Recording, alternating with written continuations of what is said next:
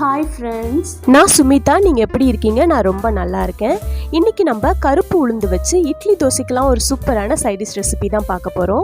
இந்த கருப்பு உளுந்து உடம்புக்கு ரொம்ப நல்லதுங்க. முக்கியமா பெண்களுக்கும் குழந்தைங்களுக்கும் ரொம்ப ரொம்ப நல்லது. இந்த கருப்பு உளுந்தை நம்ம அடிக்கடி உணவுல சேர்த்துக்கும் போது நம்ம உடம்புல இருக்க எல்லா எலும்பும் நல்லா ஸ்ட்ரென்தன் ஆகும். குறிப்பா பெண்களுக்கு கர்ப்பப்பை நல்ல பலப்படும்னு சொல்லுவாங்க. இப்போ இந்த கருப்பு உளுந்து சட்னியை நம்ம எப்படி செய்யறதுன்னு பார்க்கலாம். இப்போ ஒரு கடாயில் ஒரு 4 ஸ்பூன் அளவுக்கு எண்ணெய் சேர்த்துக்கிறேன். எண்ணெய் காஞ்சதும் ஒரு கப் அளவுக்கு கருப்பு உளுந்து சேர்த்துக்கிறேன். இந்த உளுந்து ஒரு 100 கிராம் இருக்கும். உளுந்து சேர்த்துட்டு நல்லா வதக்கி விட்டுக்குங்க. உளுந்தை சேர்த்த உடனே ஸ்டவ்வை மீடியம் ஃப்ளேமில் வச்சுட்டு கைவிடாமல் 1 நிமிஷத்துக்கு நல்லா வறுத்து எடுத்துக்கலாம். இந்த உளுந்தை நல்லா கோல்டன் கலர் வர வரைக்கும் வறுத்து எடுத்துக்கணும். உளுந்தில் தோல் இருக்கிறதுனால கோல்டன் கலர் வரது தெரியாது. அதனால மீடியம் ஃப்ளேமில் வச்சுட்டு ஒரு நிமிஷத்துக்கு வறுத்தா சரியாக இருக்கும். இப்போ நல்லா வறுபட்டிருக்கு. இதில் ஒரு 8 காஞ்ச மிளகாய் சேர்த்துக்கிறேன். இந்த சட்னி நல்லா காரமாக இருந்தால் ரொம்ப டேஸ்ட்டாக இருக்கும். அதனால் 8 காஞ்ச மிளகாய் சேர்த்துக்கிறேன். உங்கள் காரத்துக்கு ஏற்ற மாதிரி நீங்கள் காஞ்ச மிளகாய் சேர்த்துக்குங்க.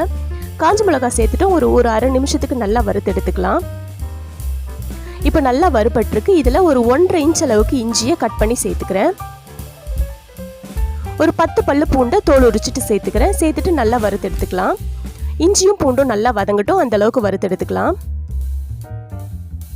இப்போ நான் ஒரு அரை கப் அளவுக்கு தேங்காவை சேர்த்துக்கிறேன். தேங்காவை சேர்த்துட்டும் நல்லா வதக்கி எடுத்துக்கலாம். இன்னும் 1 நிமிஷத்துக்கு நல்லா வதக்கி எடுத்துக்கலாம். தேங்காய் நல்லா வதங்கட்டும். இப்போ ஓரளவுக்கு தேங்காய் நல்லா வதங்கி இருக்கு. இப்போ இதில் கொஞ்சமாக கருவேப்பிலையும் 1 இன்ச் அளவுக்கு கொஞ்சமாக புளியும் சேர்த்துக்கிறேன். பாருங்க, கொஞ்சம் தான் சேர்த்துருக்கேன். கருவேப்பிலையும் புளியும் சேர்த்ததுக்கு அப்புறமா கொஞ்ச நேரம் மிக்ஸ் பண்ணி விட்டுட்டு ஸ்டவ்வை ஆஃப் பண்ணிடலாம்.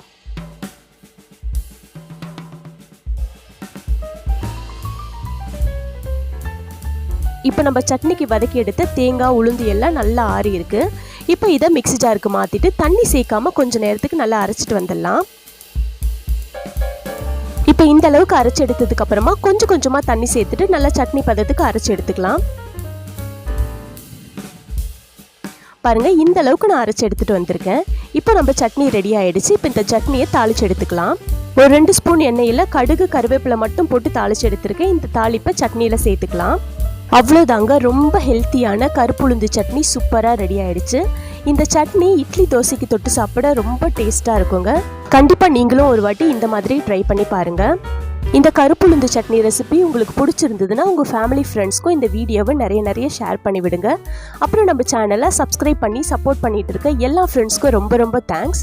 நீங்கள் நம்ம சேனலை ஃபஸ்ட் டைம் பார்க்குறீங்கன்னா நம்ம சேனல் சுமிதா சிம்பிள் சமையலை சப்ஸ்கிரைப் பண்ணிக்கோங்க. பெல் ஐக்கான் கிளிக் பண்ணி ஆல் கொடுத்துக்குங்க. அப்போ தான் நான் போடுற வீடியோஸ்லாம் உங்களுக்கு நோட்டிஃபிகேஷனில் வரும். நாளைக்கு இன்னொரு சூப்பரான வீடியோவில் பார்க்கலாம். பாய்.